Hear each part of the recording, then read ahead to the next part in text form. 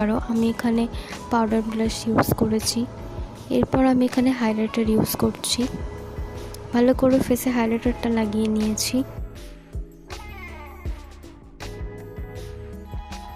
এরপর এখানে আমি লিপস্টিক লাগাচ্ছি। আর আমি এখানে একটা হ্যাক ইউজ করেছি।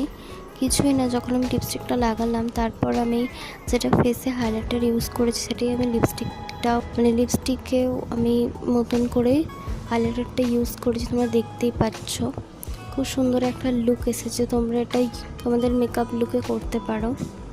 যারা তোমরা একদম লিপ গ্লস টাইপের চাইছো বা গ্লিটার চাইছো লিপস্টিকে, তোমরা হাইলাইটার ওটা ইউজ করতে পারো। আর এই হাইলাইটারটা এত পিগমেন্ট আমি তোমাদেরকে এখানে দেখাচ্ছি।